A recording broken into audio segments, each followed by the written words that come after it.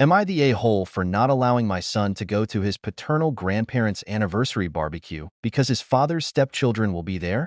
I, 33 female, have a 7-year-old son with my ex, 35 male. Almost a year ago, I was given full custody of our son, and my ex was awarded supervised visitation. The reason for this was the abuse our son was suffering at the hands of his father's stepchildren, 12 and 13. This was a very difficult battle to win. It started 3 years ago when my son came home from his father's house and my ex announced he'd gotten remarried over the weekend, and he wanted me to pay half toward the clothes he bought our son for the wedding because they got ruined. Of course, I didn't pay half, but I did ask why he expected me to pay and why the clothes were ruined. He said he felt like we should split the cost of big items like that. Then he refused to answer how they got ruined. Later that evening, when I was bathing my son, I noticed some bruises on him, and it made me suspicious. He mentioned his arms hurt and that the big kids had done it. A few weeks later, my ex called me and asked me to come and calm our son down. He said our son was hysterical and he had been unable to calm him. When I got to his house, our son was still crying and wanted to come home with me. My ex's wife said one of her kids had accidentally stepped in my son's foot,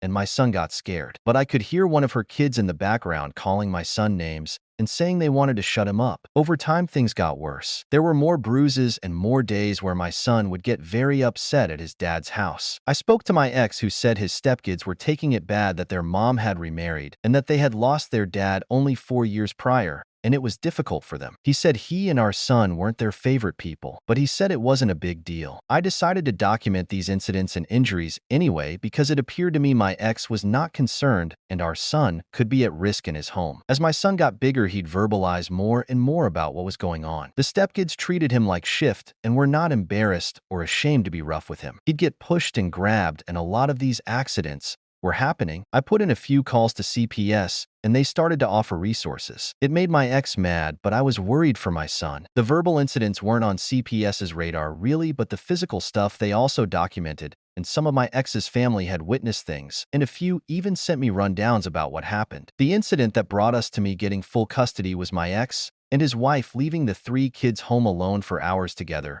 and the stepkids dragged my son out of the house and locked him in the garage on his own where all the dangerous tools were held. My ex tried to fight for his right to retain custody, but CPS and the judge agreed it was not safe for our son. The reason he only gets supervised visits is his stepkids are not allowed around my son. My ex's parents are celebrating their wedding anniversary next month, and they want my son there. But my ex and his family are invited and will be attending. I told them I could let them do something with him another time, but if the stepkids are there, my son won't be. They, along with my ex's oldest brother, feel like I'm being unfair and too strict and not trusting them to keep my son safe. But he wasn't in the past. I know that for a fact. Am I the a-hole?